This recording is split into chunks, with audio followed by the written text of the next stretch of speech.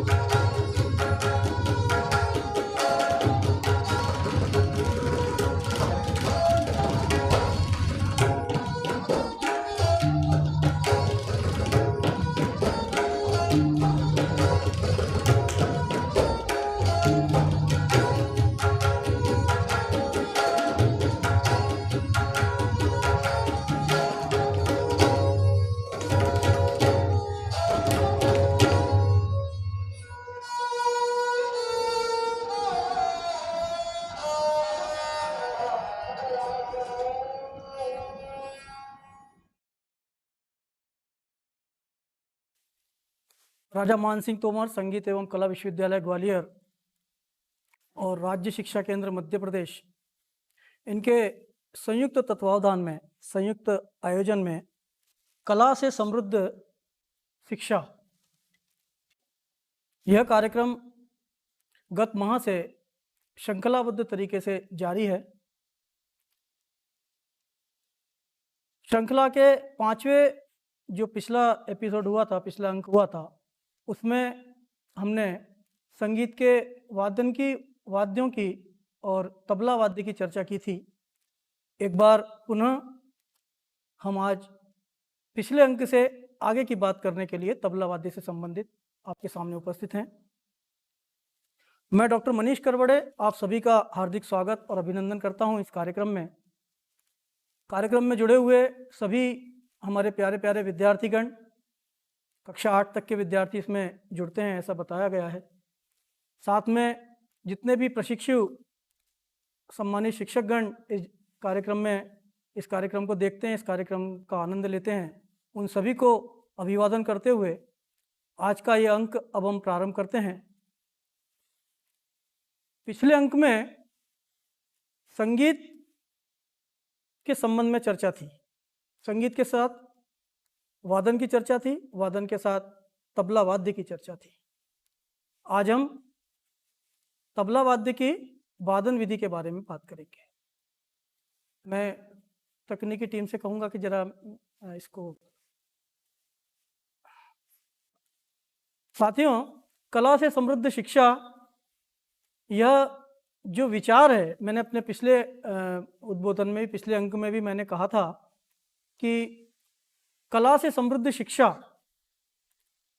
प्राथमिक एवं माध्यमिक स्तर के विद्यार्थियों को भारतीय संगीत, भारतीय कलाओं के विविध रूपों से परिचित कराने के लिए, भारतीय संस्कृति से परिचित कराने के लिए और इन कलाओं के प्रति उन्हें प्रेरित करने के लिए, उनके मन में जिज्ञासा बढ़ाने के लिए, इस दृष्टि से यह कला से समृद्ध शिक्षा कार्यक्रम जो प्रारंभ किया गया है, यह अत्यंत उल्लेखनीय और अत्यंत महत्वपूर्ण है, ऐसा मैं समझता हूं।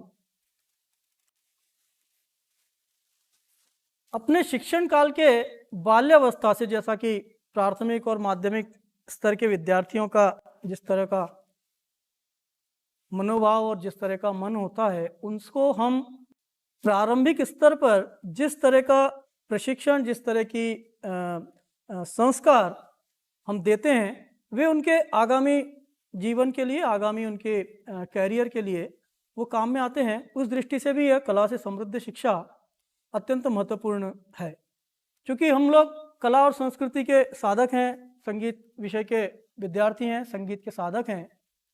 हमारे विषयों को विद्यार्थियों ने जानना, उनके प्रति, उन विषयों के प्रति, उन कलाओं के प्रति रुचि उनमें उत्पन्न होना और उनको संगीत, गायन, वादन की सभी, संगीत की सभी विधाएं, नर्तन, ललित कलाओं में चित्रकला आदि, नाट्य विधा आदि सभी विधाओं में प्रेरित किया जाना और उनको उन विषयों के प्रति आकृष्ट किया जाना, यह इस कार्यक्रम का कला से समृद्ध शिक्षा का उद्देश्य है, ऐसा मुझे लगता है। आज इस कार्यक्रम में जितने लोग अभी जुड़े होंगे और इसके बाद भी ये कार्यक्रम जो लोग देखेंगे, कुछ संभवतः उसमें से पिछले एपिसोड में हमारे साथ रहे होंगे और कुछ इस बार नए भी होंगे। हम आज के अंक की बात करें, तबला वादन की बात करें, तबला वादन पद्धति की बात करें, उसके पहले मैं एक बहुत छोटा सा रिव्यू पिछले एपिसोड का करना चाहता हूं, उस दृष्टि से कि पुराने जो दर्शक हमारे हैं, जो पुराने साथी हमारे साथ जुड़े थे गत अंक में, एक तो वो उसको रिवाइज कर लें, और जो नए हैं, आज नए दर्शक जो हमसे जुड़े हैं, वो उनको समझ में आ जाए कि पिछले बार क्या हुआ था और उसके आगे की कड़ी क्या है। इस दृष्टि से मैं बहुत जल्दी से पिछला जो अंक था उसकी मैं मुख्य बातें आपको बताता हूं। हमने प्रारंभ किया था संगीत से, संगीत की परिभाषा से। गायन वादन च नृत्यम तयम संगीत मुच्यते, ऐसा संगीत की परिभाषा बताई गई थी, जिसमें गायन, वादन और नृत्य, इन तीनों कलाओं के समावेश को संगीत कहा था। फिर हमने कहा था कि संगीत की अगर बात होती है तो उसका संबंध ध्वनि से है। किसी भी तरह का संगीत है, हम उसका साउंड सुनकर, उनकी ध्वनि सुनकर हम उसका आस्वादन करते हैं, उसका आनंद ले सकते हैं। तो ध्वनियों के 5 प्रकारों की चर्चा हुई थी। Slide please. ये नखज, चर्मज, लोहज, वायुज और शरीरज, ये 5 प्रकार की ध्वनियां शास्त्रों में सांगीतिक रूप से बताई गई हैं। हमने बताया था कि इन 5 प्रकार की ध्वनियों में से नखज, चर्मज, लोहज और वायुज, ये जो ध्वनियां हैं, ये हमारे वाद्यों से संबंधित हैं, वाद्यों को रिलेट करती हैं। Next slide.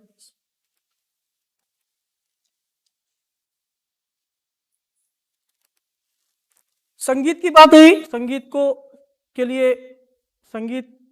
को हम समझ पाते हैं ध्वनि के माध्यम से। ध्वनि के अंतर्गत हमने 5 प्रकार की ध्वनियों की बात की। फिर हमने ये बात की थी कि इन 5 प्रकार की ध्वनियों में से 4 प्रकार की ध्वनियां वाद्यों से संबंधित है। इन चारों में से भी नखज और वायुज जो ध्वनियां हैं, वो हमारी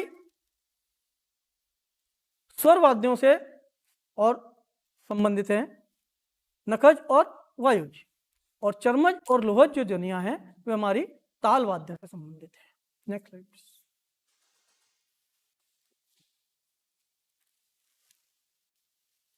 इसके पश्चात हमने बात की थी वाद्यों के वर्गीकरण की। भारतीय वाद्यों को 4 प्रकार से विभाजित किया गया था, ऐसा हमने समझाने का प्रयास किया था। तत्, अवनद्य, घन और सुषिर। इन सभी वाद्यों के प्रकारों को जितना उस समय संभव हुआ था, हमने एक एक वाद्य को यहाँ बजाकर और उसको प्रदर्शित कर कर आपको बताने का प्रयास किया था। तो तत्, अवनद्य, घन और सुषिर, ये 4 प्रकार के वाद्यों की चर्चा हमने पिछले अंक में की थी। नेक्स्ट।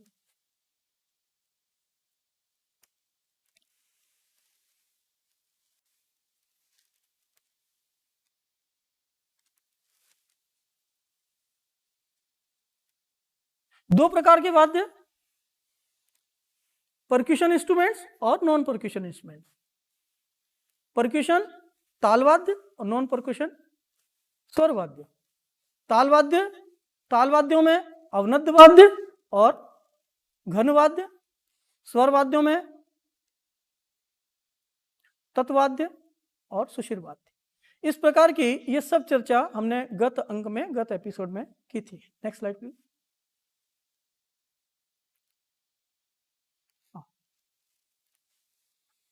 आज हम जो बात करने जा रहे हैं वो तबले के वादन विधि से संबंधित, तबले पर बजाए जाने वाले बोलों से संबंधित, वर्णों से संबंधित और उन वर्णों के मेल से बने हुए जो बोल समुदाय हैं उनसे संबंधित हम आज बात करेंगे। और हम बात करेंगे आज तबले के प्रारंभिक जो मुख्य ताल हैं उनके हम परिचयात्मक जानकारी लेंगे और उनको बजाने का क्या पद्धति है, किस तरह से वो ताल बजाए जाते हैं, किस तरह वो प्रस्तुत किए जाते हैं, इसका हम आपको बताने का प्रयास करेंगे।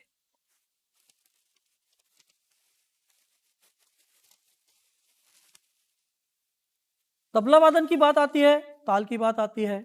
संगीत में स्वर, लय और ताल, ये 3 पक्ष बड़े इंपॉर्टेंस रखते हैं।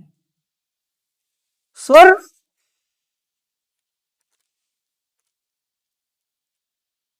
संगीत के राग पक्ष को प्रदर्शित करता है, लय संगीत को गति पक्ष को प्रदर्शित करता है और ताल जो है वो संगीत की आवर्तन क्रिया को समन्वित करता है। आवर्तन क्रिया क्या है ये मैं आपको आगे बताऊंगा। तो ताल जो है वो संगीत को बांधने का काम करता है या उसको एक सांगीतिक रूप से अनुशासित करने का काम करता है। यह ताल का उसमें इंपॉर्टेंस है। उस ताल में हमारा वाद्य जिसे हम अवनद्य वाद्य के रूप में जानते हैं तबला आता है। अब आज हम जो बात कर रहे हैं फिर तबला को बजाने की, उसके ऊपर तबला वाद्य पर जो अक्षर बजाए जाते हैं, जो वर्ण बजाए जाते हैं, उनके निकास पद्धति की बात करेंगे। पिछले अंक में एक चीज और हमने बताई थी कि ये तबला जो इंस्ट्रूमेंट है इसके पार्ट्स के नाम बताए थे कि किस किस पार्ट को, किस किस अंग को क्या कहते हैं। थोड़ा सा तबला यहाँ आप दिखाएंगे तो हमारे दर्शकों के लिए अच्छा होगा। ये शाही था, ये जो है लौ या मैदान इसको बोलते हैं। इसके बाद ये चाटी है, इसको ये गजरा बोलते हैं। ये बद्दी है जिसकी वजह से ये कसा हुआ है। गट्टे लगे हुए हैं, लकड़ी का धड़ है। ये सभी चीजें मिलाकर इस तबला वाद्य को एक स्वरूप प्रदान करती हैं। इस संपूर्ण ऊपर की जो ये गजरा और चाटी और शाही जो मैंने नाम बताया, इन सभी को पुड़ी बोलते हैं या कहीं कहीं पल्ली बोलते हैं, पुड़ी या पल्ली। अब इन अवयवों पर, इन अंगों पर, इन स्थानों पर अलग अलग तरह से प्रहार करने से तबले के वर्णों का निकास होता है। तबला दो अंगी वाद्य है। 2 अंगी वाद्य का मतलब 2 इसके भाग हैं, एक राइट एक लेफ्ट। राइट को दायां बोलते हैं, लेफ्ट को बायां बोलते हैं। ये भी हम पहले बता चुके हैं। आज हम दोनों अंगों पर, दोनों इसके जो पार्ट्स हैं दायां और बायां, दाएं पर कौन कौन से अक्षर बजाए जाते हैं मुख्यतः, और बाएं पर कौन कौन से बजाए जाते हैं, दोनों के मेल से कौन कौन से बजाए जाते हैं, और उनके मेल के बाद ताल किस तरह इस पर बजाए जाते हैं इसकी हम चर्चा करने वाले हैं।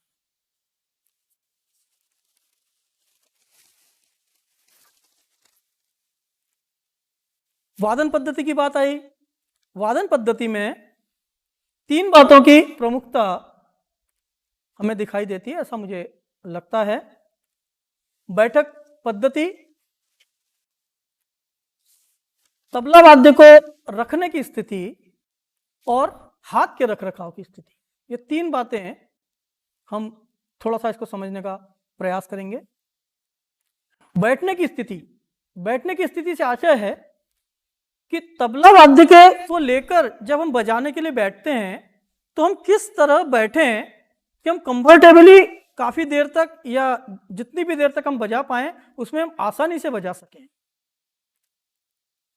इसमें 2 स्थितियां बनती हैं।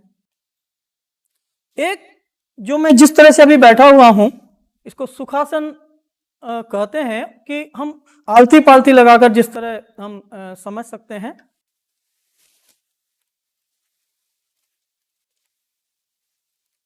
इस स्थिति में हम बैठते हैं, हमारी पीठ सीधी है और तबला जो है वो हमारे सामने रखा हुआ होता है। सुखासन की स्थिति तबला वादन की बैठक पद्धति में एक स्थिति तो यह है। दूसरी स्थिति में वीरासन की स्थिति में भी तबला वादन किया जाता है। हमारे तबले में जो प्रमुख 6 घराने हैं उनमें बनारस एक बड़ा प्रतिष्ठित तबला वादन का बड़ा समृद्ध घराना है, और तबला वादन के बनारस घराने के कलाकार कुछ सभी तो नहीं, लेकिन उस घराने में ये बैठक पद्धति के साथ से वह वीरासन की पद्धति प्रचलित है, और काफ़ी कलाकार वीरासन में बैठकर बनारस घराने के अंग से तबला बजाते हैं। अर्थात तबला वादन के बनारस घराने में वीरासन में बैठकर भी तबला बजाया जाता है। तो वीरासन की स्थिति क्या है, मैं अपने विद्यार्थी से कहूँगा, हमारे आशीष हमारे साथ हैं, आपको बताएंगे। वीरासन की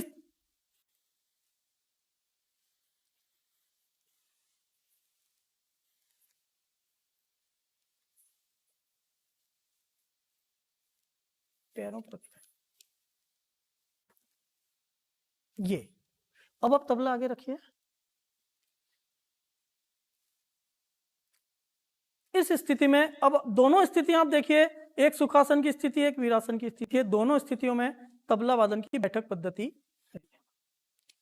अभी तबले का रखरखाव, तबले का रखरखाव से मतलब है कि तबला किस तरह हमारे सामने हम रखें कि हम उसको आसानी से और सुविधाजनक तरीके से उसके ऊपर हम हाथ चला सकें, उसका वादन कर सकें, उसको बजा सकें। इसको रखने के लिए सुखासन की स्थिति में हम जिस भी आसन में बैठे, हमारे दोनों घुटनों के साथ में ये तबला राइट साइड में, राइट साइड दायां और लेफ्ट बायां जैसा भी है, ये हम रखते हैं। और आप देख रहे हैं कि जो दोनों ये जो इंस्ट्रूमेंट है ये इस स्थिति में वैसे होना चाहिए। अगर ये तबला है सीधा है, लेकिन जो दायां है, जो राइट है, राइट हैंड साइड है, उसको हम थोड़ा सा तिरछा रखते हैं, टेपर में रखते हैं, और इस स्थिति में तबला जो राइट साइड है वो है, और बाएं की स्थिति ये सीधा है। दोनों एक दूसरे से सटे हुए हैं, एक दूसरे से सटे हुए हैं। ऐसा दूर दूर ऐसा करके नहीं बजाया जाता है, इसको पास में रहेगा, सटा हुआ रहेगा, हमारे घुटनों से लगा हुआ है। सीधा हमारा मेरुदंड, हमारा बैकबोन सीधी है, और हम इस स्थिति में तबले के सामने हैं। तबले की राइट साइड की स्थिति थोड़ा झुका हुआ है, आगे की तरफ झुका हुआ है, और ये बाएं की स्थिति ये सीधा है। इसमें बाएं की स्थिति में शाही की स्थिति बड़ा एक मायना रखती है, उसका भी एक विशेष महत्व है। जो हम देखते हैं कि तबला और डग्गा जिसको हम बायां बोलते हैं, इसमें दोनों में शाही लगी हुई है। ये बीच में जो ब्लैक है ये शाही है, हमने पिछली बार भी बताया था। तबले में अगर हम देखें तो ये शाही का प्रमाण जो है वो बिल्कुल सेंटर में है, सब तरफ से गोल है, और राउंड जो है शाही के, ये शाही बीचों बीच लगी हुई है। जबकि बाएं में थोड़ी सी हटके लगी हुई है। बाएं दिखाइए, बाएं में हम देख रहे हैं कि थोड़ी सी हटके लगी, सेंटर में यहाँ नहीं लगी है, थोड़ी सी यहाँ लगी है, यहाँ ज़्यादा भाग है खाली, और यहाँ ज़्यादा, यहाँ कम भाग है खाली। तो बाएं का जो रखने का प्रमाण है, बाएं की जो रखने की स्थिति है, वहां भी दो स्थितियां बनती हैं। एक स्थिति तो यह है कि हम जो ज्यादा खाली वाला भाग है वो हम अपनी ओर रखते हैं और ये कम वाले भाग को सामने की तरफ रखते हैं और बायां सीधा ही रहेगा, और ये तबले का जो झुका हुआ स्वरूप है, इस स्थिति में तबले के रखने की स्थिति है। दूसरी स्थिति बाएं की शाही की, इसको घुमाकर इस तरह भी बजाते हैं। इसमें भी हमारे जो हमने अभी प्रतिष्ठित बनारस घराने की बात की, वहाँ के तबला वादक, वहाँ के वरिष्ठ कलाकार, युवा कलाकार जो बनारस घराने को बिलोंग करते हैं, बनारस घराने का प्रतिनिधित्व करते हैं, वहाँ पर इस तरह का बाया कि शाही अपनी तरफ करके और फिर इसको स्ट्रोक करने की बारी आती है। जब मैं इसके स्ट्रोक बताऊंगा तब आपको बताऊंगा। अभी मैं चूंकि तबले को रखने की स्थिति की बात कर रहा हूँ, इसलिए आपको ये समझाने का प्रयास कर रहा हूँ।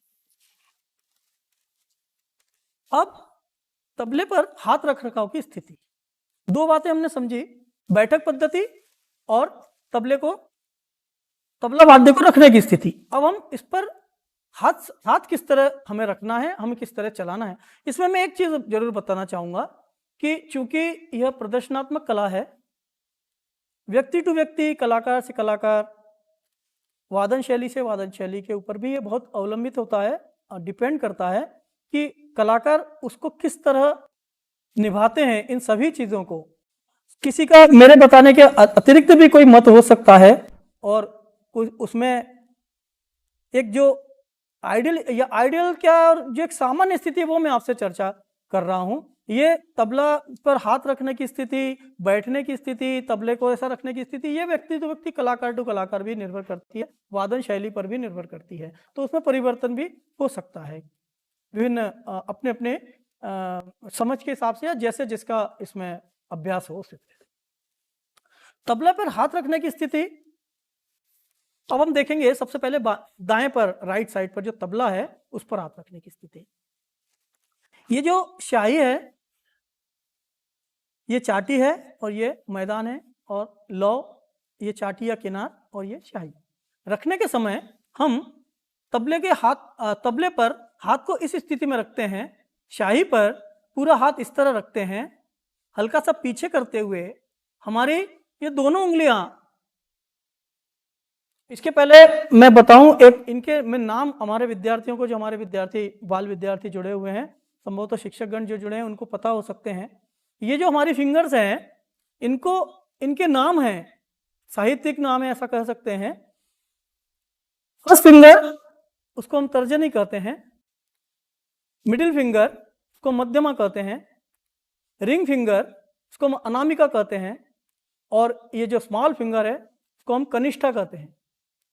तर्जनी, मध्यमा, अनामिका, कनिष्ठा और अंगूठा या अंगुष्ठा।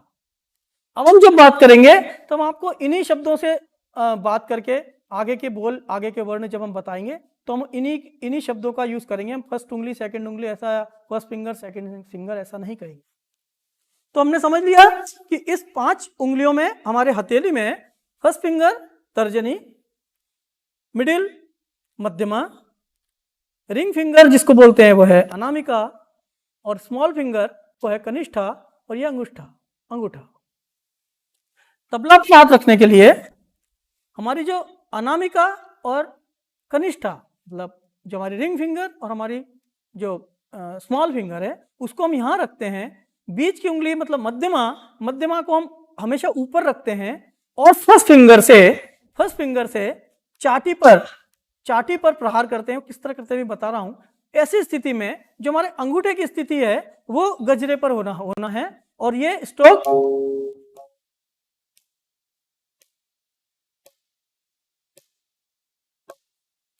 तकनीकी टीम से जानना चाहूंगा, आवाज ठीक से आ रही है सब। ये हाथ के रखाव की स्थिति दाएं की गति है, जिसमें ये मिडिल फिंगर ऊपर है, उंगलियां हैं हमारी अनामिका और कनिष्ठा, ये इस जगह पर स्टैंड रहेंगी, ये यहाँ पर ये हिलेंगी नहीं, ये यहाँ दबाव रहेगा। इस दबाव रहेगा, ये जब उंगली हवा में रहेगी तो ये स्ट्रोक आएगा, तब इस तरह की आवाज। ये तब प्रारंभिक अलग अलग लोगों का मत हो सकता है, किसी का अपनी वादन शैली के हिसाब से हो सकता है, प्रत्येक भाग में ये होगा। बाएं की स्थिति में जैसा कि मैंने बताया था, अभी मैं आपको फर्स्ट स्थिति जो मैंने बताई थी कि शाही का भाग कम वाला इधर और ज्यादा खाली वाला भाग हमारी तरफ है, उस स्थिति में मैं बताऊंगा। इसके लिए हम बाएं के हाथ पर शाही को पूरा कवर करते हुए बाएं के हाथ पर रखते हैं और इस तरह हथेली को ऊपर करते हैं। ये जो हमारा रिस्ट है, ये जो जगह है, इसको हम यहां दबाते हैं, प्रेस करते हैं और मध्यमा उंगली से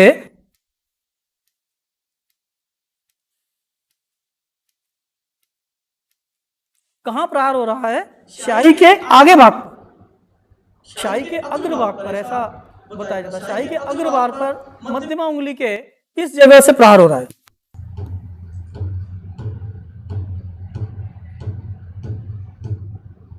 तो जो दोनों हाथों की स्थिति बनेगी,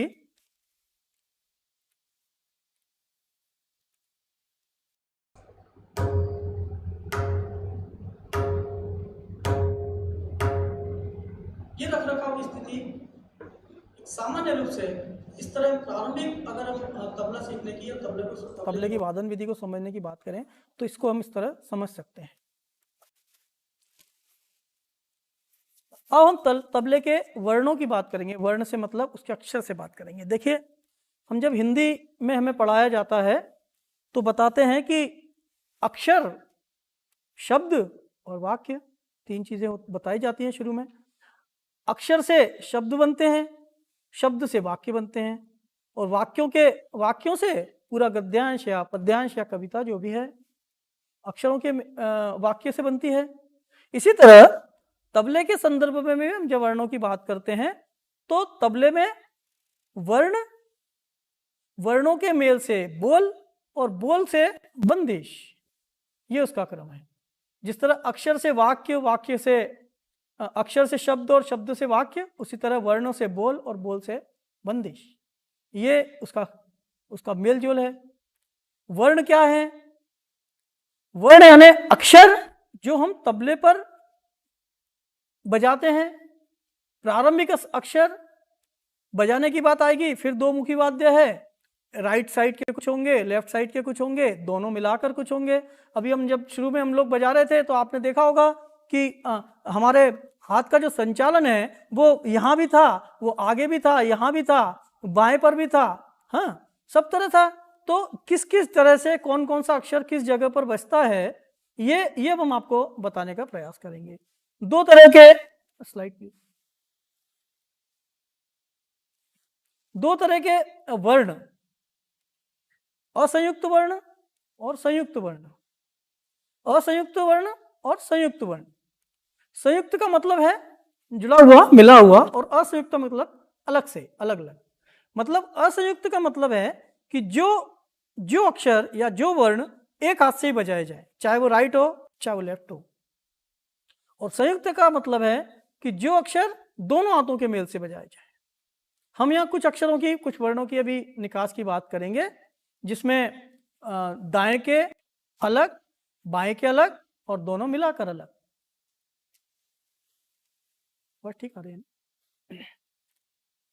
सबसे पहला स्ट्रोक हम दाएं का देखेंगे असंयुक्त वर्ण में, जिसमें स्थिति वही है कभी बताई थी। मिडिल फिंगर मध्यमा उंगली ऊपर है, अनामिका और कनिष्ठा यहाँ है, और तर्जनी उंगली से हम चाटी पर प्रहार कर रहे हैं, अंगूठा हमारे साथ में है। और ये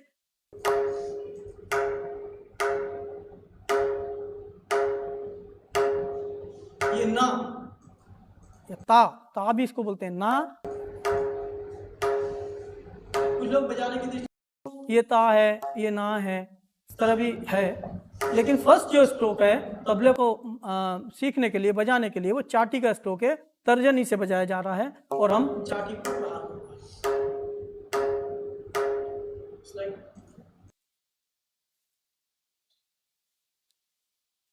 इसके बाद तू, तिन, ये जो अक्षर है, ये अब जो मैं बताने जा रहा हूं, अब ये मैदान के या लौ का अक्षर है, जिसमें कि आवाज गूंजने वाली आवाज है। अभी जो अक्षर था वो बंद आवाज थी, अब जो आवाज है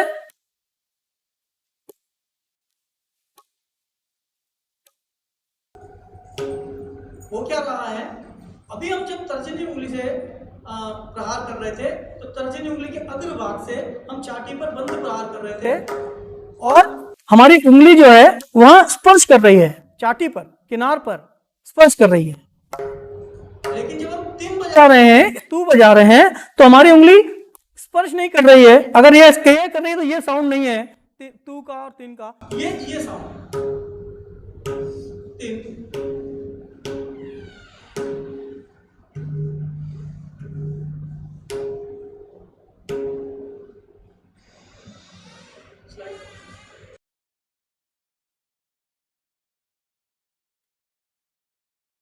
नहीं वही रखिए, उसी को रखा ती।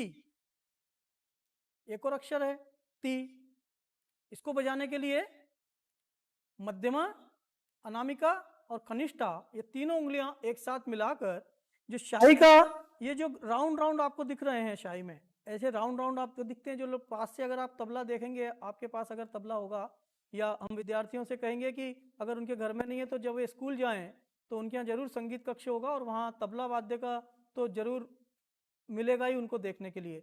तो ये जो भी बातें अभी आपको आपके वेकेशंस में, आप अभी समर की छुट्टियों में होंगे संभवतः, तो अभी आप जो ये चीज़ समझ रहे हैं, ये तबला वाद्य संबंध में हो या और दूसरी विधाएं जो अभी पीछे निकल गई हैं और जो आगे आएंगी, उसके बारे में आप अपने विद्यालय के संगीत विभाग में संगीत कक्ष में जाएंगे तो आपको ये सब इंस्ट्रूमेंट देखने को मिलेंगे। और आपने जो अभी इन दिनों में जो आप समझ रहे हैं या जो नोट कर रहे होंगे संभवतः, वे उस जगह अपने क्लास में जाकर अपने अपने टीचर्स के साथ बैठकर उसको और पास से खुद अनुभव करके देखेंगे, तब आपको और अच्छा से ठीक से समझ में आएगा, ऐसा मुझे विश्वास है और मुझे लगता है। अब हम बात करते हैं ती की। मध्यमा, अनामिका और कनिष्ठा, इन तीनों उंगलियों को स्याही के बीच के भाग पर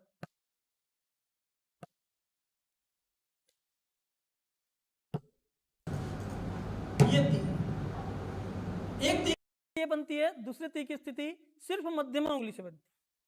उस स्थिति में हमारा जो हाथ का रखाव है वो अनामिका और कनिष्ठा अपनी जगह पर हैं, और ती ये जो बीच की फिंगर है, मिडिल फिंगर है, जिसको मध्यमा कहते हैं, इसको यहाँ बीच के भाग में ती ती ती। दूसरा इसके बाद र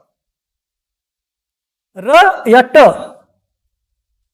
ये भी आपको जो लोग पिछले बार मैंने एक बात कही थी आपसे कि जितने लोग हमारे इस कार्यक्रम में हमारे साथी बनते हैं, इस पूरे कला से समृद्ध शिक्षा में हम हमारे साथ जुड़ते हैं, हमारा कार्यक्रम देखते हैं, उसमें बहुत से लोग ऐसे होंगे जिनके लिए कुछ भी नया नहीं होगा, उनको आता होगा, वो अच्छे कलाकार होंगे। मैंने पिछले बार भी कहा था, विद्यार्थी भी बहुत से होंगे जो तबला सीख रहे होंगे, संगीत सीख रहे होंगे, उनके लिए संभवतः ये सब कुछ नया कुछ भी नहीं है, सब उनको आता होगा। लेकिन ये उन लोगों के लिए महत्व रखता है जो विद्यार्थी हमारे अभी संगीत की विधा से या तबला से या और इंस्ट्रूमेंट से परिचित नहीं है, उनको समझने की दृष्टि से ज़्यादा महत्वपूर्ण है। तो ती, इसके बाद र की जो स्थिति है, हमने जो ती बजाया या ती का स्ट्रोक किया या बीच की उंगली से किया, मध्यमा से किया, तो र की जो स्थिति है, ये ती जो बजा है, ये इसमें मध्यमा की जो स्थिति है वो इस शाही के राउंड के मध्य है, मतलब बीचों बीच है, बीच। और जब र है तो यहां दिखाएंगे तो अच्छा। र की जब स्थिति बनती है तो ये ऐसी स्थिति में र उसी जगह है जहां ती था, ये उठते हुए र है, ये र या ट, ती ट या ती र। हमने ता तीन ती र। एक और बोल हम बताते हैं जो कि दाएं का ही बोल है, दिन। ये भी खुला बोल है। हम दिन ऐसा अगर साउंड करें, हम उसको उच्चारित करें तो हमें गूंज जैसी सुनाई दे, दिन दिन ऐसा।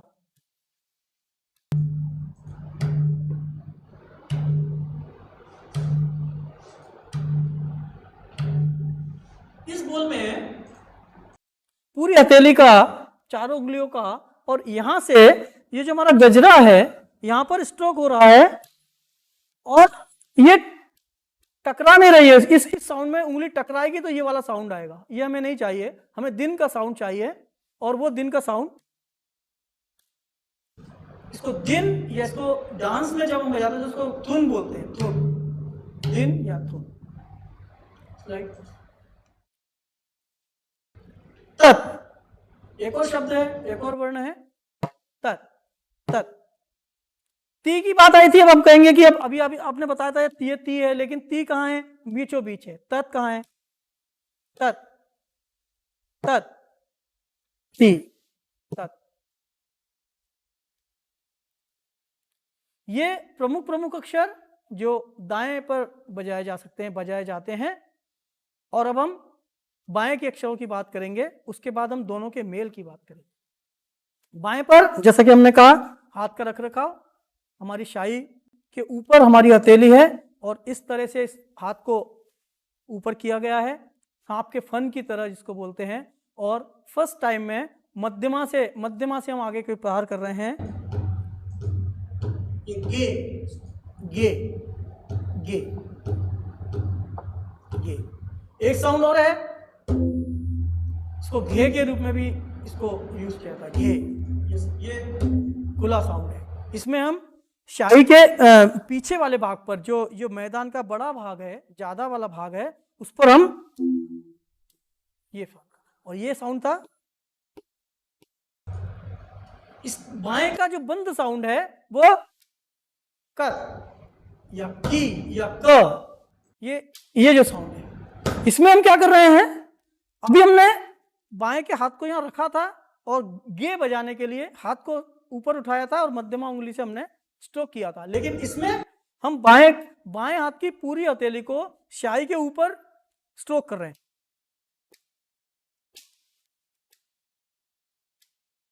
ये स्ट्रोक।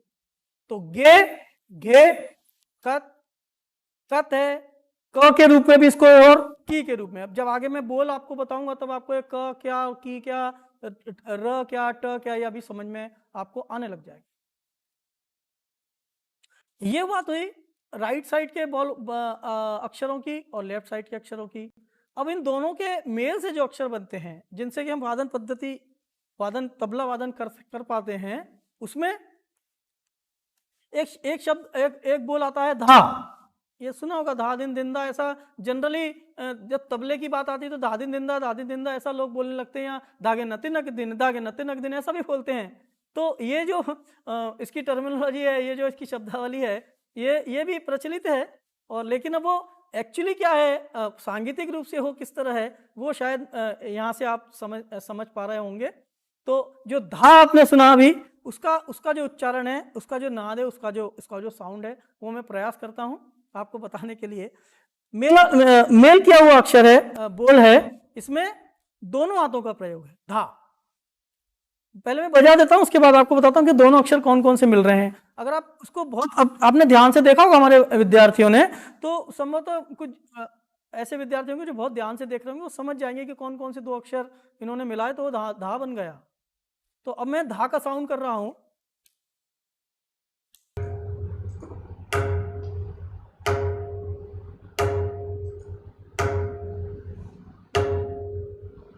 ये एक साथ दोनों एट ए टाइम दोनों हाथ, दोनों उंगली एट ए टाइम।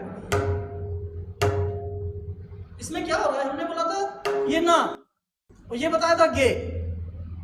तो इसका मतलब हुआ कि धा का अगर उच्चार हो रहा है तो ना और गे को अगर हम एक साथ स्ट्रोक कर दें, धा धा धा।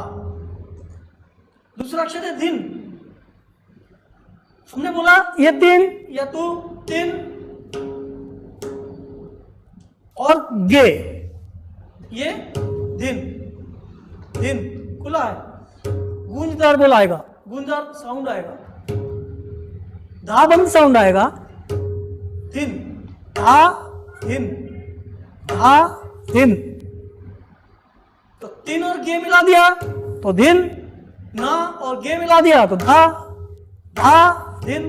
दो शब्द हमारे बन गए, 2 शब्द हमारे तैयार हो गए। स्लाइड प्लीज, अच्छा वर्णों वाली स्लाइड।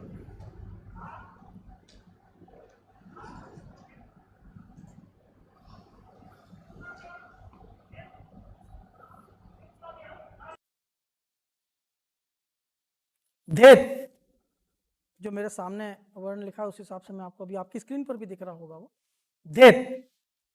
तो अभी हमने तक बताया था आपको, तक। बाएं के में क और गे, इन दो से ही, इनके मेल से दाएं के मेल के अक्षर, दाएं के अक्षर के मेल से और बाकी शब्द बन जाते हैं। तो तेत और गे, धेत, धेत, धेत, धेत। एक और अक्षर आता है तीट, तीर कीट, तीर कीट। ये भी दोनों हाथों के सामंजस्य, दोनों हाथों के समन्वय से बनाया है। तीर कीट, तीर कीट। इसमें क्या हो रहा है, हमने जो ती बजाया था उसके बाद र बजाया, इसके कंटिन्यूशन में का जो बाएं का साउंड था वो किया, और ये जो र बजाने के बाद हमारे हाथ की पोजीशन जो ये उंगलियां यहां हैं, ये जब वापस आ रहा है तो ट हो रहा है। तीर कीट, तीर कीट। मतलब जब हमने अगर दाएं पे जो अक्षर बताए थे उसमें हमने ये बताया, ती बताया, उसमें ट भी हो, तीर कीट। तो आ दिन के तीर कीट। इस तरह से दाएं और बाएं के अक्षरों के समन्वय से आगे के भी बोल, और भी बोल है, किडनग है, हाँ, दिन तक है, धीरे धीरे है, ये दोनों हाथों के समन्वय से ये बोल बजाए जाते हैं। आगे की इसमें आपको मैं अभी बताता हूँ। फिलहाल हमने प्रारंभिक वर्णों की बात की है जो मुख्य रूप से जो होते हैं और संयुक्त और असंयुक्त दोनों से, जिसमें हमने बताया कि जो दोनों हाथों के प्रयोग से बजाए जाते हैं उनको संयुक्त बोल, और जो सिर्फ एक हाथ से, या वो राइट हो चाहे वो लेफ्ट हो, उसमें दूसरे हाथ का यूज नहीं होता, वो असंयुक्त वर्ण है। Next slide please. नेक्स्ट,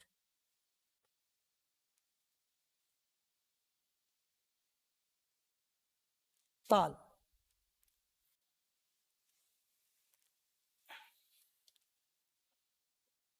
जिस प्रकार राग संगीत में, गायन में राग, उस प्रकार वादन में, तबला वादन में ताल।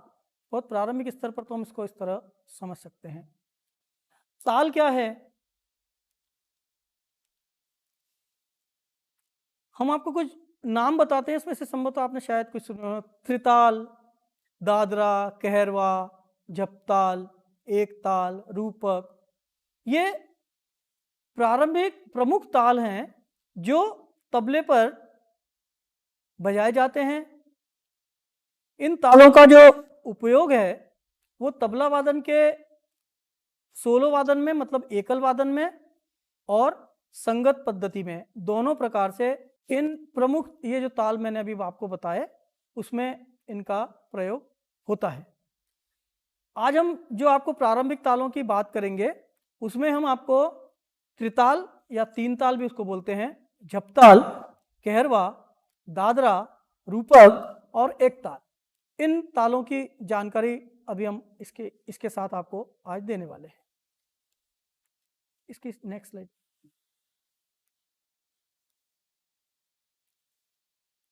हाँ, एक स्लाइड पीछे ताल के बारे में बताना। ताल में क्या क्या चीजें होती हैं, ताल किन किन अवयवों से मिलके, किन किन बातों से, किन किन अंगों से मिलके, अवयव ही कहेंगे, उनसे मिलकर बनता है। तो ताल में क्या क्या होता है, तो ताल में मात्रा होती है, ताल में विभाग होता है, ताल में ताली होती है, ताल में खाली होती है, ताल में बोल होते हैं और ताल में चिन्ह होते हैं। ये सब जो आपको मात्रा, विभाग, ताली, खाली, चिन्ह, बोल, ये जो शब्द आप सुन रहे हैं, इनका क्या मायना है, क्या इनका मीनिंग है, ताल के संबंध में इनका क्या क्या उपयोग है, इनको बजाते समय या इनको प्रदर्शित करते समय, इनको हाथ से पढ़ते समय का मतलब सांगीतिक दृष्टि से पढ़ते समय का आशा यह है कि आपने बहुत बार ऐसे ऐसे करते हुए संगीत की सभाओं में या संगीत के प्रदर्शन में कभी कभी ऐसा आप देखा होगा। तो इसको पढ़ंत करना बोलते हैं, पढ़ना बोलते हैं, सांगीतिक दृष्टि से पढ़ंत करना है, पढ़ना बोलते हैं। ताल को पढ़ना, तो कहाँ पर ऐसा करना है, कहाँ पर ऐसा करना है, कहाँ पर ऐसा नहीं करना है, कहाँ पर ऐसा नहीं करना है, तो इन सब चीजों की जानकारी अभी हम आपको इस अंक में संभवतः अगर समय है तो, नहीं तो फिर अगली बार में अवश्य रूप से देंगे। अभी हम बात कर रहे हैं कि अगर कोई एक ताल है, सपोज त्रिताल है या जप ताल है या दादरा कहरवा, तो क्या क्या चीजें उसमें होनी चाहिए।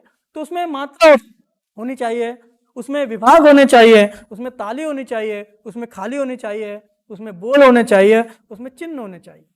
इन सबसे मिलकर एक ताल का स्वरूप हमें दिखता है। और इन मात्राओं के आधार पर, इन विभाग के आधार पर, इन चिन्हों के आधार पर, इन ताली खाली के आधार पर, इन बोलों के आधार पर हम ताल को पढ़ते हैं, हम पढ़कर बता पाते हैं। बजाने से पहले हमें किसी भी संगीत में ये बड़ा महत्व रखता है, खासकर तबला वादन में, किसी भी चीज में, कि संगीत की कोई भी चीज, चाहे वो गायन से हो, चाहे वो तबला की हो, चाहे डांस की हो, हम जब तक उस चीज को हाथ पर पढ़कर, उसके हम ऐसा बोलते हैं पढ़ंत कर कर जब तक हम नहीं समझेंगे, तब तक हम उसको प्रदर्शित करने में हमें उतना इफेक्टिव, उतना हमें कॉन्फिडेंस नहीं आएगा। ऐसा ये अनुभव की भी चीज़ है। जैसे जैसे आप लोग इस विषय को थोड़ा सा और आगे समझने का प्रयास करेंगे, तो आपको इन सब शब्दों का, इन सब बातों का क्या मायना है, क्या क्या महत्व है, ये जरूर समझ में आएगा। Next please. देखिए, अभी ये ताल, तीन ताल, ताल त्रिताल आपके सामने ये दिख रहा है। हमने जब ताल के अवयवों की, ताल के पार्ट्स की बात की थी, तब हमने कहा था मात्रा, विभाग, ताली, खाली, बोल, चिन्ह, ये सब होना चाहिए। तो ये जो तीन ताल या त्रिताल आपके सामने दिख रहा है, इसमें वो सारी चीजें इसमें समाहित हैं। इसमें तीन कॉलम बने हुए हैं, अगर आप ध्यान से देखेंगे तो। एक है मात्रा का कॉलम, एक है बोल का कॉलम, और एक है चिन्ह का कॉलम।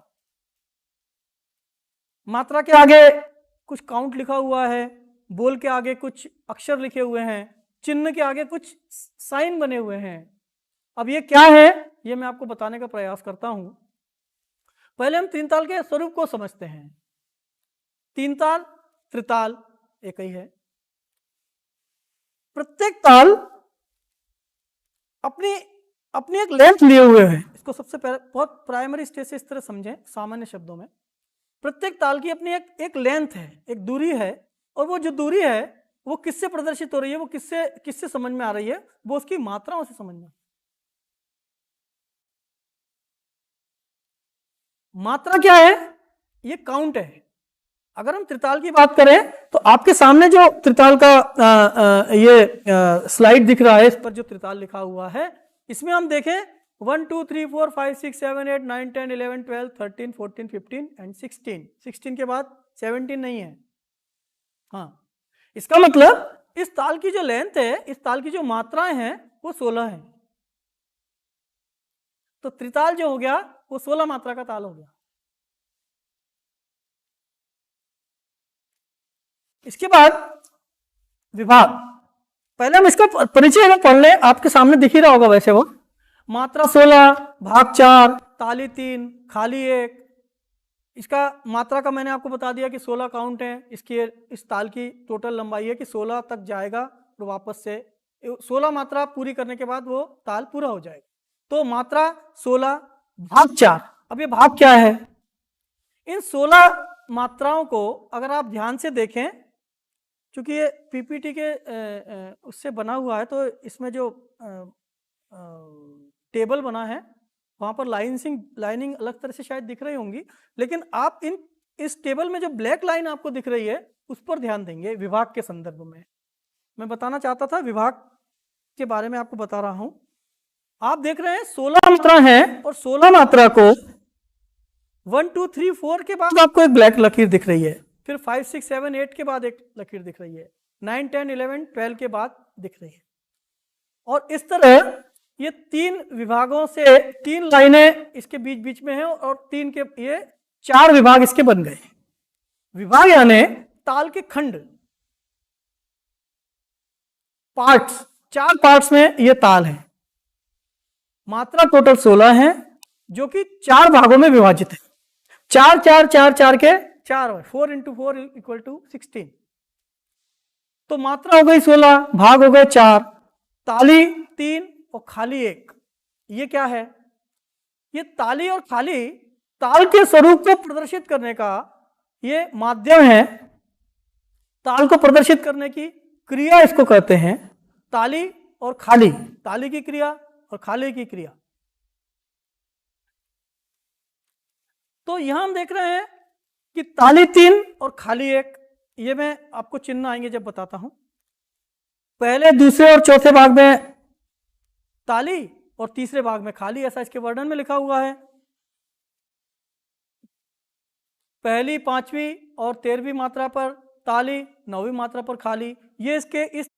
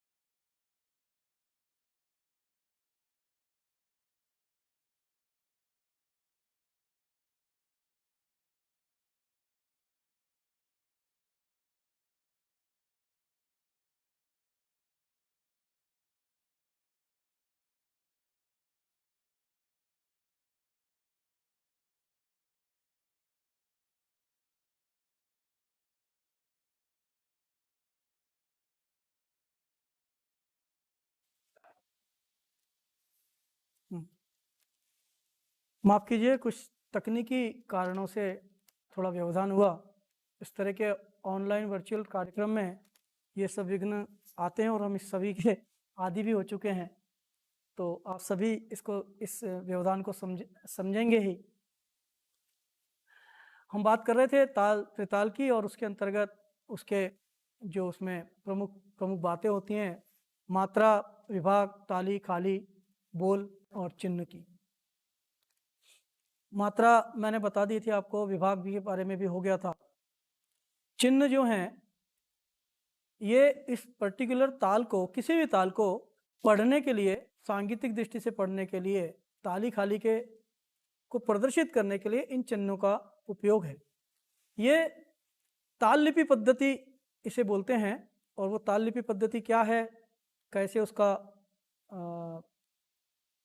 वो कैसे संगीत में आई है, कहाँ से आई है, किसने वो बनाई है, इन सब की चर्चा भी हम आगे ज़रूर करेंगे। फिलहाल हम त्रिताल को समझने का प्रयास कर रहे हैं, और त्रिताल के बाद जो 5 ताल और हैं, मुख्य प्रमुख ताल, उनको हम आपके सामने यहाँ प्रस्तुत करेंगे। अभी चिन्ह में आप इस चिन्ह को देख रहे हैं फर्स्ट मात्रा पर। पहले अंक पे जो मात्रा, बोल, चिन्ह, तीन पार्ट इसमें दिख रहे हैं। तो मात्रा के आगे 1 2 3 4 गिनती लिखी हुई है। विभाग में 4 के 4 खंड हम देख रहे हैं। और जो चिन्ह की जगह है उसमें 1 के नीचे पहले वन गिनती लिखी है, उसके पीछे एक बोल लिखा हुआ है, एक अक्षर लिखा हुआ है और उसके नीचे एक क्रॉस लगा हुआ है, एक चिन्ह लगा हुआ है, एक क्रॉस है, वो गुणा का निशान है, क्रॉस का निशान है। उसके बाद चौथे दूसरे भाग में मतलब 5 का जो अंक है, जहाँ 5 का अंक है उसके नीचे 2 लिखा है और 9 के नीचे 0 लिखा है और जो 13 है उसके नीचे 3 लिखा हुआ है। तालिबी पद्धति हम जब बताएंगे उस समय इसकी पूरी चर्चा होगी। फिलहाल हम क्रॉस का जो मायना है, 2 और 3 का क्या मायना है, 0 का मायना है, इस त्रिताल के संदर्भ में और आज जो ताल बताए जा रहे हैं उसके संदर्भ बताते हैं। इनको पढ़ते समय जहाँ क्रॉस है वहाँ पर हम क्लैप करते हैं, जहाँ 2 और 3 लिखा है वहाँ भी क्लैप करते हैं और जहाँ 0 लिखा है वहाँ क्लैप की आवश्यकता नहीं है, वो क्लैप नहीं होता है। अब इन चारों भागों को किस तरह पढ़ा जाएगा और इस चिन्ह को किस तरह समझा जाएगा, ये हम ताल लिपि पद्धति के समय बात करेंगे। आज हम चूंकि बोल किस तरह हमने समझने का प्रयास किया, कौन सा अक्षर किस जगह उच्चारित होता है, किस जगह क्या साउंड के साथ वो आता है, उसके आधार पर जो प्रमुख ताल बने हम उन तालों को आज आपको उन तालों के निकास की बात करेंगे और उन तालों को हम बजाकर आज का अंक हम यहाँ समाप्त करेंगे। सबसे पहले त्रिताल। हमने जब अभी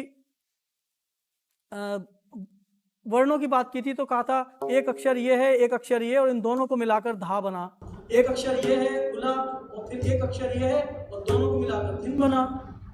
तो ये धा धिन ना तिन, इनके मेल से इन्हीं से ये पूरा 3 ताल या त्रिताल अब हम बजा सकते हैं।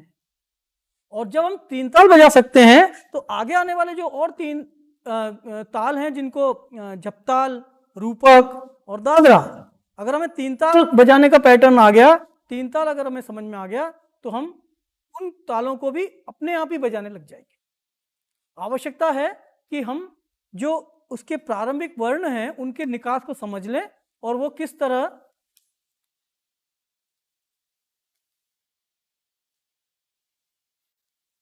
ये दीजिए, इससे हो जाएगा, या तो मोबाइल रख दीजिए किसी के यहाँ सामने, मेरे को दिखता रहे। 3 ताल हम बजा रहे हैं, उसके जो बोल है आपके स्क्रीन पर आपको दिखाई दे रहे हैं। धा धिन धिन धा, धा धिन धिन धा, धा तिन तिन ता, ता धिन धिन धा धा। ये मैंने ऐसे रुक रुक के इसलिए पढ़ा कि जो विभाग की हम बात कर रहे हैं, जो खड़ी लकीर आपको दिख रही है वो उसको पार्ट है, वो एक पार्ट पूरा हुआ, दूसरा शुरू हुआ, दूसरा खत्म हुआ, तीसरा और चौथा। लेकिन जब हम इसको लय में पढ़ते हैं तब हमको उसमें पॉज नहीं देना है, भले वो खंड है लेकिन उसको पढ़ते समय 1 से लेकर 16 तक एक साथ पढ़ेंगे, बजाते समय 1 से 16 तक के बोलों को एक साथ बजाएंगे, तब वो एक पूरा ताल का चक्र जिसे हम आवर्तन कहते हैं वो पूरा हो। अभी हम जो आपको ताल बजाने की बात कर रहे हैं, आज तकनीकी थोड़ा व्यवधान ज़्यादा हो रहा है, फिर से थोड़ा सा अभी मेरे स्क्रीन पर दिक्कत है, लेकिन हम फिर भी प्रयास कर रहे हैं आपको इन तालों के बारे में और इनको बजाने के बारे में समझाने का। 3 ताल या त्रिताल, धा धिन धिन धा, धा धिन धिन धा, धा तिन तिन ता, ता धिन धिन धा। वर्णों के निकास के हिसाब से धा ये हो गया, धिन, तो जब हमें धा और धिन आ गया तो हम त्रिताल के पहले 2 भाग बजा सकते हैं। क्यों? क्योंकि धा और धिन में मिला के दोनों भागों के बोल हैं, धा धिन धिन धा, धा धिन धिन धा। अब जो तीसरा पार्ट है इसका, तीसरा खंड है वो खाली का खंड है, क्योंकि वहां पर 0 लिखा हुआ है।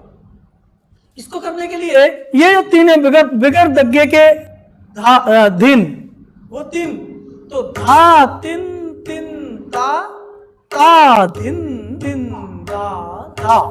ये पूरा एक 3 ताल का स्वरूप, एक 3 ताल का पूरा एक चक्र, 1 to 16 मात्रा।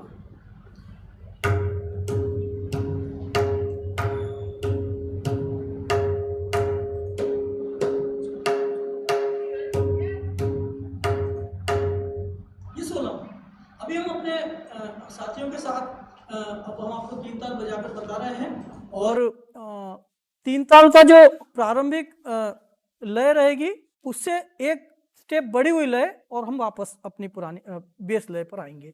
ये भी लय के प्रकार आदि आदि और जो चीज़ें हैं बाकी की आगे की बातें जब हम आगे बताएंगे तो आपको इसके बारे में ज़्यादा क्लियर होगा। बाएं के बजाते समय एक मैंने जब स्ट्रोक की बात की थी बाएं के स्ट्रोक की, तो अब जब मैं मध्यमा उंगली की बात की थी, बजाते समय जब हम संयुक्त बोलों को बजाते हैं और बंदिशों को बजाते हैं उस समय हम दाएं बाएं की मध्यमा के साथ तर्जनी का भी प्रयोग करते हैं। दोनों उंगली से बायां बजता है, दोनों उंगलियों से बायां। कुछ वादक इन उंगलियों का भी प्रयोग करते हैं, इस तरह भी बजाते हैं। मैंने शुरू में बोला था कि पर्सन टू पर्सन, कलाकार टू कलाकार, उनकी वादन शैली, उनके अभ्यास से भी बोल के निकास का बहुत बड़ा महत्व है। वो किस तरह से उन्होंने उसका अभ्यास किया है, किस तरह से उसको सीखा है। तीन ताल की हम बात कर रहे हैं।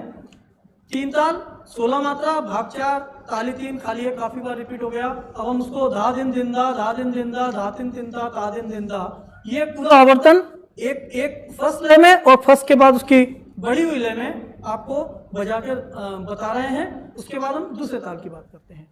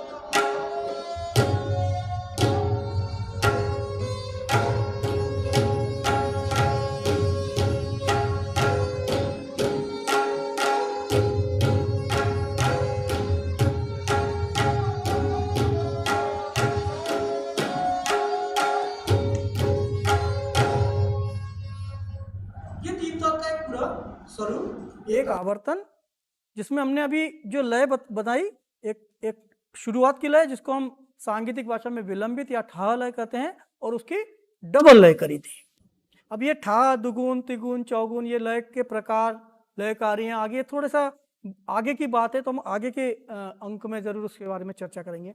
नेक्स्ट ताल हम ले रहे हैं ताल झपताल। Next slide please. Next slide.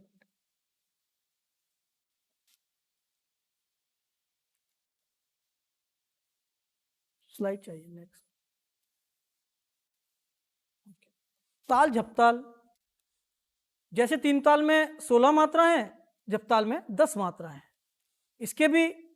इसका जो पूरा वर्णन आपके स्क्रीन पर दिख रहा है, मात्रा 10, भाग 4, ताली 3, खाली 1। अब हमने जब तीन ताल का जो स्वरूप देखा था उसमें देखा कि 16 मात्रा को 4 4 4 के इक्वल मात्राओं में उन्होंने डिवाइड किया था, डिवाइडेड है। अभी झपताल का जो डिवाइडेशन है वो चूंकि 10 मात्रा का ताल है और इसका जो डिवाइडेशन है वो 2 3 2 3 ऐसा आप देख रहे हैं। 1 2 के बाद एक खड़ी लकीर आपको दिख रही है, फिर 3 4 5 के बाद फिर लकीर दिख रही है, और फिर 8 के पहले एक लकीर दिख रही है।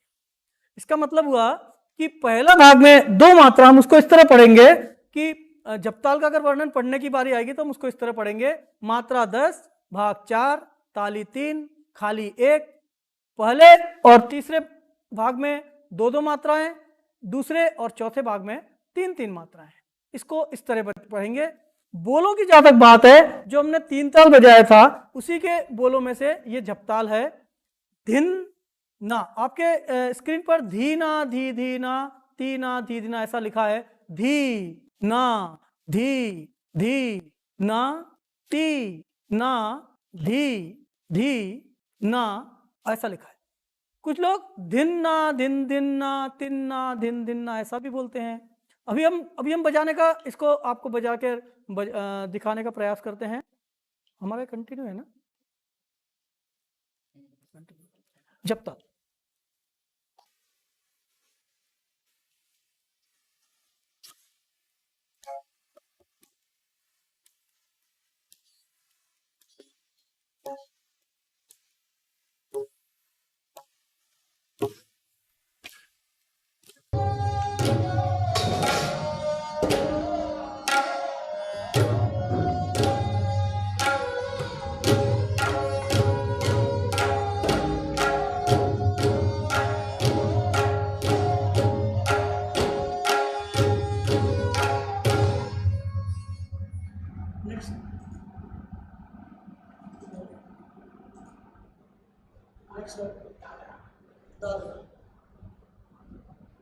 अब जो ताल आपके सामने दिख रहा है वो ताल दादरा, धा दीना धा तीना धा दीना, जो मैंने अभी थोड़ी देर पहले आपको रिदम पढ़ के बताया था वो ये वही ताल है।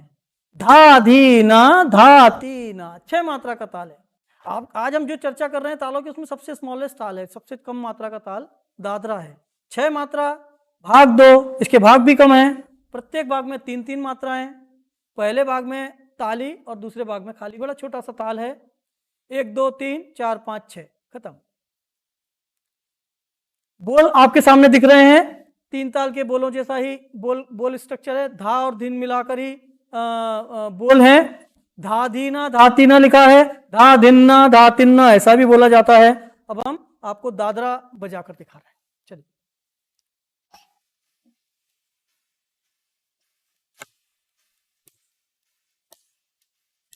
इसलिए मिली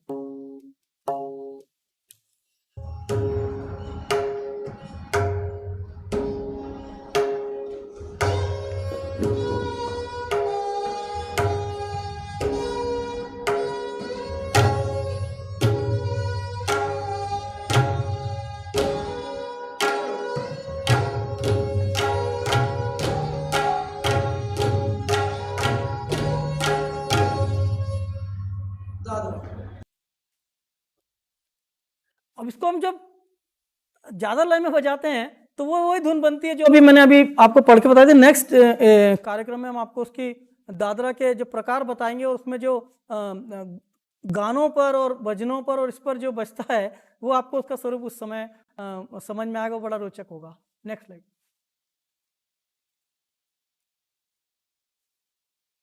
रूपक खत्म कर,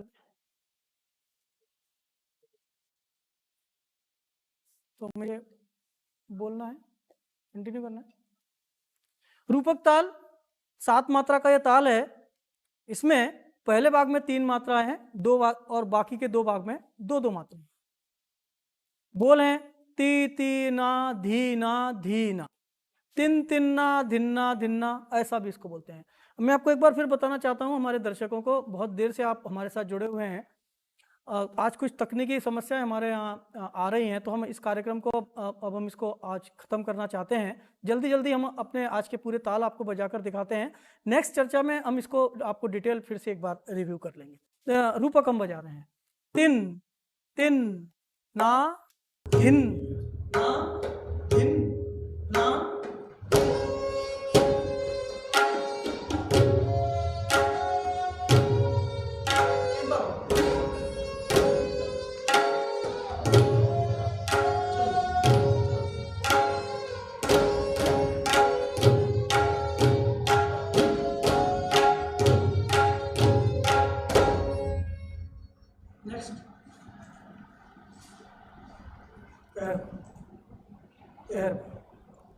ये कहरवा धागे नतिनक दिन, धागे नतिनक दिन, ये वो कहरवा है।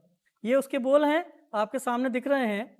लेकिन अभी हम आपको जितनी स्पीड में मैं बोल रहा हूँ उस स्पीड में नहीं, उससे कम स्पीड में मैं आपको बजाकर बताऊंगा।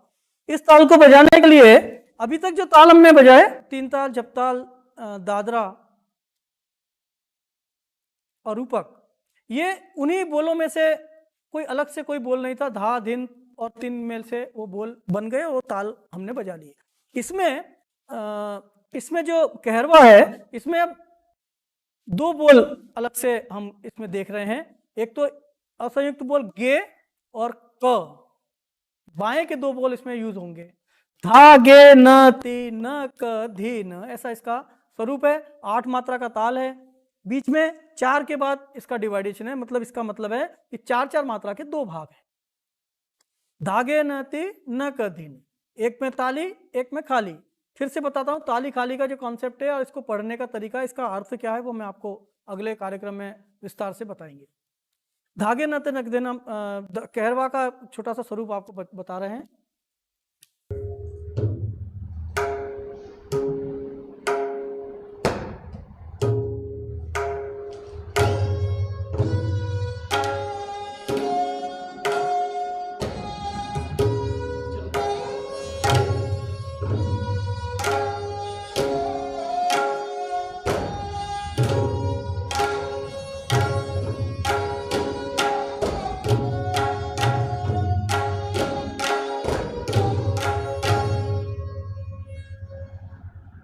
13वां।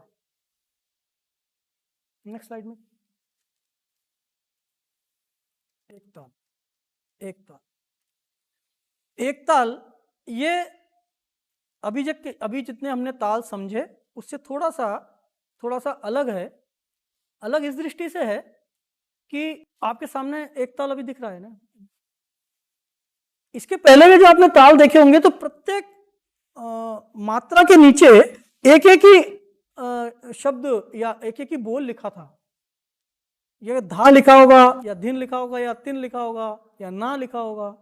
लेकिन एक ताल का जो आप अभी लिखा हुआ देख रहे हैं इसमें दो दो मिलाकर एक एक, जब आप इसकी तीसरी मात्रा देखिए और चौथी मात्रा देखिए, 3 और 4 के नीचे जो लिखा है धागे और चौथी मात्रा के लिखा है तिरकिट, तो ये संयुक्त अक्षर से निर्मित ये बोल हैं तिरकिट और धागे।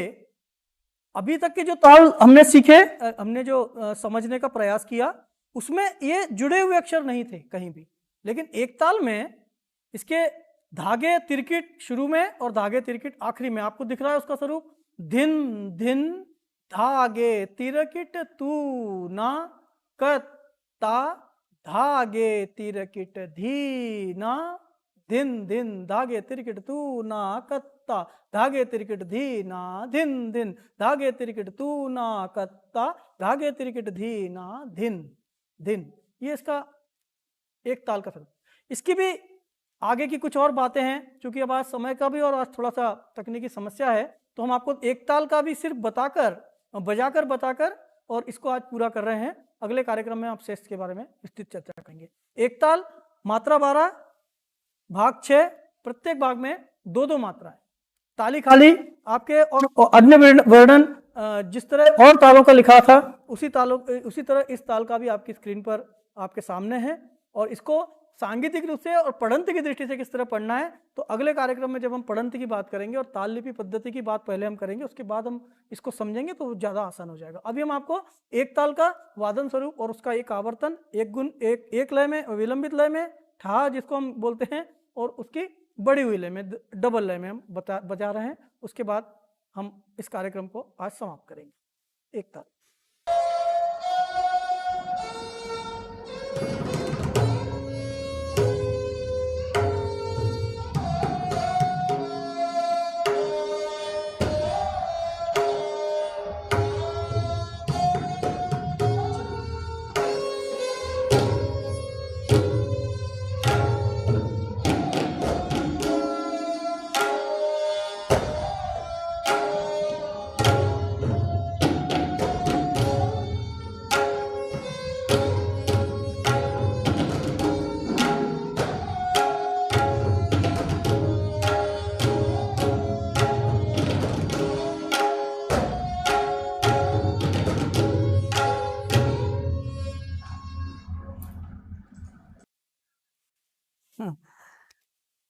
आज का ये कला से समृद्ध शिक्षा का 6वां अंक, आप सभी ने इसको मनोयोग से पूरा समय देकर इसको समझा। इस अंक के में आप इस एपिसोड में उपस्थित हुए, आप सभी का इसके लिए धन्यवाद। आज के जो कंटेंट्स थे वो गत अंक के आगे के कंटेंट्स थे। आज के इसमें हमने क्या बताया गया था उसका छोटा सा रिव्यू शुरू में किया। उसके पश्चात आज हमने तबला वादन विधि की, बैठक पद्धति की, तबला के रखरखाव की, साथ में तबला वादन में बोलों के निकास की, प्रारंभिक बोलों के निकास की, जिसमें कि संयुक्त असंयुक्त बोल, एक हाथ से बजाए जाने वाले, दोनों हाथ से बजाए जाने वाले, इन बोलों को समझने के साथ साथ तबले के प्रारंभिक तालों की चर्चा की। उनका एक बहुत सामान्य सा स्वरूप समझा। अभी आप इतना ही इसको समझें, क्योंकि संगीत एक ऐसा विषय है कि इसमें एक एक चीज़ के अंदर इतना ज़्यादा विस्तारता है, इतना ज़्यादा उसमें वृहद एक चीज़ का विश्लेषण किया जा सकता है, क्योंकि रचनात्मक संगीत हमारा है, क्रिएटिविटी पर डिपेंड है। ऐसा भारतीय संगीत की विशेषताओं में कहा जाता है कि इसकी सबसे प्रमुख जो विशेषता है वो इसका रचनात्मक होना है, क्रिएटिव होना है। हाँ, तो इसलिए किसी भी चीज़ को एक बहुत छोटे से दायरे में करके उसको पूरा कर दिया जाना, ये उसकी पर्याप्तता नहीं है। प्रत्येक ताल का अपना उसके स्वरूप का, उसके अंदर की वादन शैली का, हाँ, उसमें काफ़ी सारा उसमें वर्णन हो सकता है, उसको काफ़ी तरह से डिस्क्राइब किया जा सकता है। समय की बाध्यता है, हमारा जो ये प्रोसेस है, जो हमारा ये माध्यम है, वहाँ भी कुछ ना कुछ समस्याएं और उसकी भी अलग तरह की अपनी सीमितताएं हैं। तो उन सभी चीज़ों को ध्यान में रखकर आज का ये कार्यक्रम हम जिस तरह से आपके सामने प्रस्तुत कर सके, आपने उसको स्नेह से स्वीकार किया और आप सभी लोग आप इस कार्यक्रम में जुड़े रहे। आगे भी आप इस कार्यक्रम में उपस्थित रहेंगे आगे आने वाले दूसरी विधाओं के अंकों में, और वापस जब हम तबला की बात करेंगे उसमें हम तबले के आज के एपिसोड से आज की जो कंटेंट थे उसके आगे की बात करेंगे। और उम्मीद करते हैं कि आज का अंक ये आपको अच्छा लगा होगा, पसंद आया होगा, और आपको तबला वादन विधि से संबंधित प्रारंभिक जानकारी अवश्य इससे प्राप्त हुई होगी। आपको बहुत बहुत धन्यवाद। इन सभी साथियों का, मेरे विद्यार्थियों का, मेरे साथ हमारे तबला विभाग में राजा मानसिंह तोमर संगीत विश्वविद्यालय तबला विभाग में हमीद खां साहब, अब्दुल हमीद खां साहब हमारे सारंगी संगतकार पद पर और सारंगी कलाकार, बड़े अच्छे कलाकार हैं, हमारे साथ रहे। हमारे साथ हमारे विद्यार्थीगण हमारे सहयोग के लिए अनुनय, सुयश शर्मा, सुयश दुबे, आशीष लवाटे और बसंत हरमरकर, ये हमारे विद्यार्थी हैं। हमारे तबला विभाग में तबला सीखने का प्रयास कर रहे हैं और काफ़ी लगन से तबले को और संगीत को समझने का प्रयास कर रहे हैं। आप सभी का एक बार फिर तहे दिल से धन्यवाद, और आगे के अंक में आपसे एक बार फिर मुलाकात होगी। बहुत बहुत धन्यवाद। नमस्कार।